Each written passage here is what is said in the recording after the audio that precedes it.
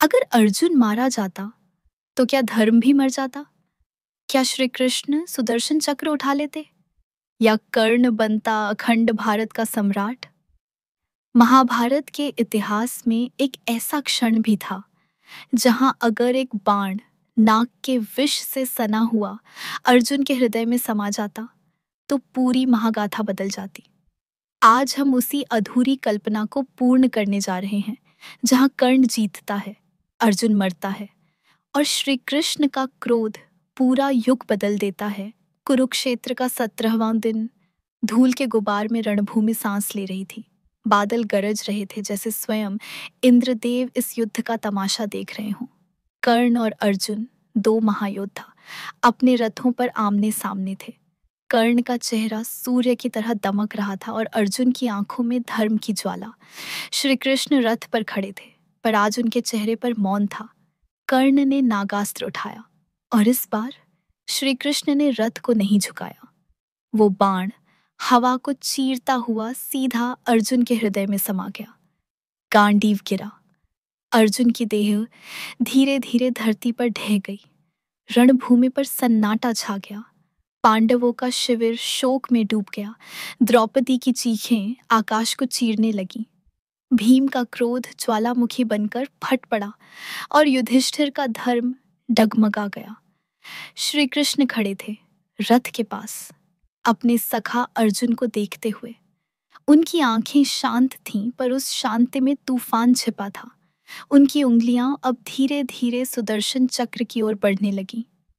कर्ण, जो अपने रथ पर खड़ा था, विजय के क्षण में भी उदास था। उसने अर्जुन को हराया था, पर उसके चेहरे पर कोई संतोष नहीं था। वह श्री कृष्ण की ओर देखता है और कहता है, माधव, मैंने युद्ध के सभी नियमों का पालन किया, फिर भी मेरे हृदय में यह अजीब सी बेचैनी क्यों है? श्री कृष्ण का क्रोध अब रुकने वाला नहीं था। उनकी आंखों से जैसे ब्रह्मांड की ज्वाला फूट पड़ी। उन्होंने गर्जना की, कर्ण, तुमने अर्जुन को नहीं मारा, तुमने धर्म के एक स्तंभ को ढहा दिया है। तुम सूर्यपुत्र हो, पर तुमने अधर्म के पक्ष में खड़े होकर धर्म के योद्धा को समाप्त किया है। अब देखो धर्म की रक्षा कैसे होती है। श्री कृष्ण ने सुदर्शन चक्र उठाया। वो चक्र जो सूर्य से भी अधिक तेज था, आकाश में घूमता हुआ कौरवों की सेना पर टूट पड़ा। हर दिशा से बस एक ही आवाज आ रही थी, चक्र की, जो न्याय का नृत्य कर रहा था। दुर्योधन चीखा, कर्ण, यह क्या हो रहा है? पर कर्ण मौन था। उसकी आंखों में पछतावा था। उसके चेहरे पर अब गर्व नहीं, बल्कि ग्लानि से थी। सुदर्शन चक्र ने एक एक करके कौरव सेना के रथ, हाथी, अश्व, सैनिकों और सेनापतियों को राख में बदल दिया। रणभूमि लाशों से पट गई थी। अब केवल दो ही योद्धा बचे थे, कर्ण और श्री कृष्ण। श्री कृष्ण ने कहा, कर्ण, तुम्हारा हृदय पवित्र है, पर तुमने गलत पक्ष चुना। अब केवल एक ही मार्ग बचा है, अपने कर्मों का प्रायश्चित।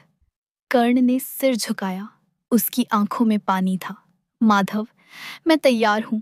मेरे जीवन का उद्देश्य पूरा हुआ। श्री कृष्ण आगे बढ़े, अर्जुन की नश्वर देह के पास गए, अपनी हथेली को खोला। उससे दिव्य प्रकाश निकला, जो अर्जुन के हृदय में समा गया। क्षण भर में गगन में गंधर्वों का संगीत गूंज उठा।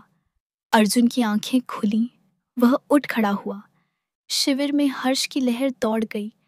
द्रौपदी ने उन्हें गले लगाया। भीम की आंखों से आंसू बह निकले। अर्जुन ने पूछा, माधव, आपने मुझे क्यों बचाया? क्या मेरा मरना धर्म नहीं था? श्री कृष्ण मुस्कुराए, अर्जुन, तुम मेरे हृदय हो। तुम्हारा जीवित रहना ही धर्म की जीवित रहने की गारंटी है। कर्ण अब मौन खड़ा था। उसने अपने धनुष को जमीन पर रखा। श्री कृष्ण की ओर बढ़ा, माधव, अब मुझे मुक्ति दीजिए। मैंने जो किया उसका परिणाम देख लिया है। श्री कृष्ण ने आशीर्वाद दिया, कर्ण, तुम्हारा त्याग, साहस और वीरता इतिहास में अमर रहेंगे। सूर्यलोक तुम्हारा इंतजार कर रहा है। कर्ण ने अंतिम बार सूर्य की ओर देखा और अपनी देह त्याग दी। उसका शरीर शांत हो गया, पर उसका नाम इतिहास में सदैव के लिए अमर हो गया।